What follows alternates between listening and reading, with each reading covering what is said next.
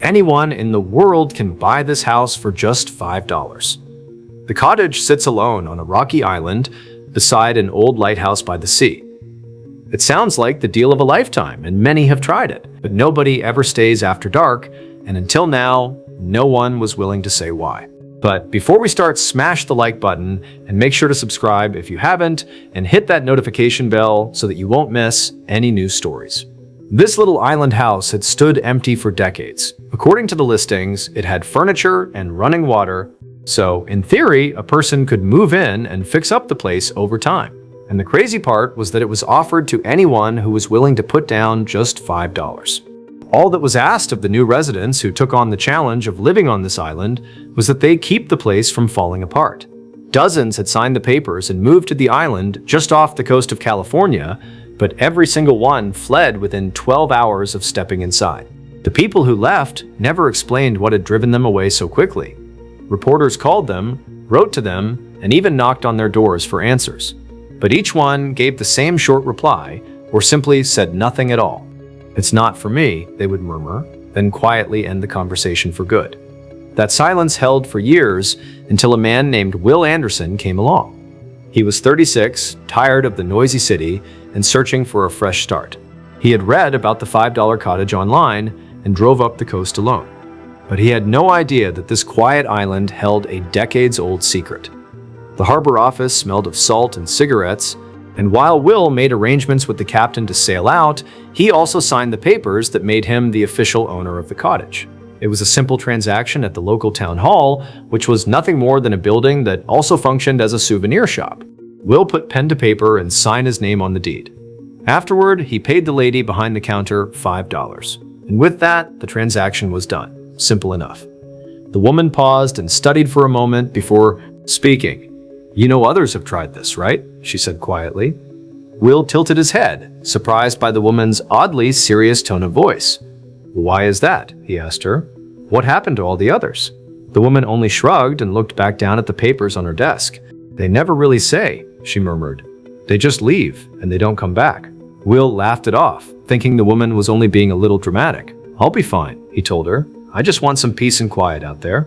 She nodded slowly, but she did not return his easy, confident smile. "The lighthouse has been dark for years," she added.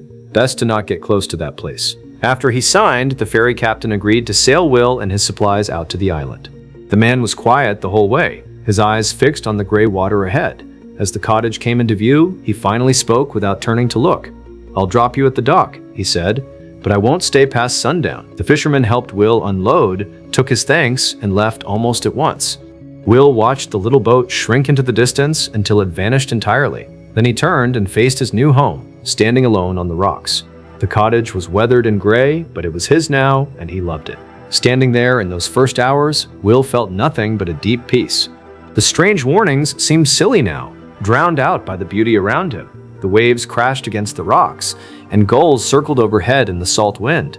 The old lighthouse loomed nearby, silent and still, watching over the little island. Will spent that first morning carrying his supplies inside and cleaning the rooms. The cottage had 4 small rooms, a stove, and windows facing the wild sea. Dust covered everything, but the structure itself was surprisingly solid and sound. After everything was settled in, Will focused on his surroundings outside. That first day gave Will no reason to worry. He explored every corner of the small island, crumbling sheds, a rotting dock, nothing but wind and gulls. By sunset, he was certain he'd made the right choice. Then night fell, and everything changed. Stay with me, because what happened next made him question everything. Near midnight, Will sat up in bed. The old lighthouse, dead for decades, according to everyone he'd met, was glowing. A dim, steady light near the top of the tower. He told himself it was the moon, a trick of tired eyes. Then, at 2:15 a.m., a sound tore through the silence, a sharp knock echoing through the house. Will's heart slammed against his ribs. He followed the sound to the kitchen and then down through a trapdoor into a cold stone cellar. Empty, nothing there. But the knocking kept coming, as if it were rising from the rock itself. Here's where it gets worse. Back in the kitchen, his flashlight caught something on the floor.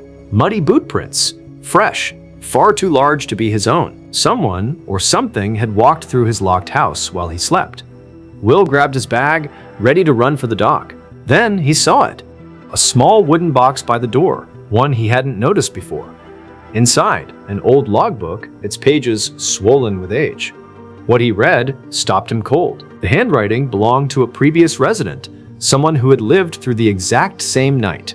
The glowing tower, the knocking, the boot prints.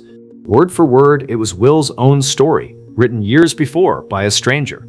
Think about that for a second. And then, the final entry. Rushed, shaking. I know now that I am not alone. The light is not dead. Someone keeps it. Tonight I climbed the tower to see who. It just stopped there.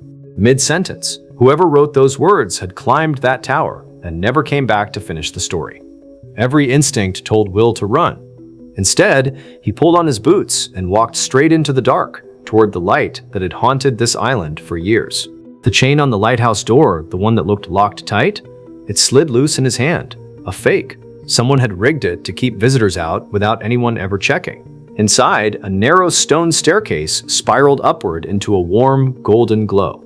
Will climbed and climbed, and the higher he went, the more he heard something he never expected. Humming. Soft, sad, unmistakably human. Whatever was up there, Will realized it wasn't a ghost. At the top, in the glass lamp room, stood an old man, thin, stooped, polishing the great lamp with trembling hands. When the floor creaked beneath Will's boot, the man spun around in terror. "Who are you? How did you get in?" Will raised his hands. He wasn't here to hurt anyone. He only wanted to know who had been keeping the light alive. Slowly, the truth came out. The old man's name was Silas Hart. He had been the keeper of this lighthouse for decades, until the harbor authorities declared him obsolete and shut the light down for good. Silas never left. He faked his disappearance, hid in the tower, and used every trick he had, the light, the knocking, the boot prints, to frighten new owners away before they discovered his secret. But that still left one question. Why? Why give up everything just to keep a dead light burning? And here's where the story turns from strange to heartbreaking. Decades earlier, Silas had a wife and a son named Thomas. One stormy night, Thomas was out at sea in his fishing boat when the storm hit. Silas fought for hours to get the lamp burning to guide his son home. He was too late. By the time the light finally caught, dawn had already broken. Thomas never made it back. Only pieces of his boat washed up on the rocks. From that night on, Silas swore the light would never go dark again, not while he was still breathing. Every night since, he had lit that lamp for Thomas, so that no other father would ever lose a child the way he lost his. Will didn't see a madman standing in front of him. He saw a father who had never stopped grieving and never stopped hoping his son might somehow still find his way home. They talked until dawn. For the first time in decades, Silas wasn't alone with his guilt. But morning brought a new fear. If the harbor authorities learned Silas was still here, would they finally take him away? Will made him a promise. No one was taking him anywhere. There had to be a better way, a way for Silas to keep his light without hiding in the dark for the rest of his life. Watching the sunrise together, an idea began to form. Silas didn't need to hide like a ghost to protect his light. What if, instead of fear, his story earned honor? Soon the authorities made him an offer none of them expected: restore the lighthouse and name Silas its official keeper. No more secrecy, no more hiding in the dark. He could stay on the island he loved, and the light he'd guarded for a lifetime could finally shine again, for everyone to see. A few weeks later, a small crowd gathered on the island for a ceremony. Engineers had restored the old lighthouse to its former working glory. As the sun set, Silas was given the honor of lighting the great lamp. With trembling hands and shining eyes, he lit it for all to see. The great beams swept out across the water, proud and bright once more. "This light is for my son Thomas," Silas told the quiet, listening crowd, "and for every sailor who has ever needed to find their way home." The people wept, and the old keeper's lonely vigil became a shared gift. From that day on, Silas Hart was never truly alone on his island again. Visitors came often, bringing him supplies, stories, and warm, welcome company. Children came from the town to hear his tales of the sea and its ancient ways. The island's frightening ghost had become its most beloved living legend. As for Will, he never did leave that little $5 cottage by the sea. He had come seeking peace, and in the end he found something far greater. He found a purpose and a dear friend in the old keeper Silas Hart. Together, they kept the light that guides every weary traveler safely home.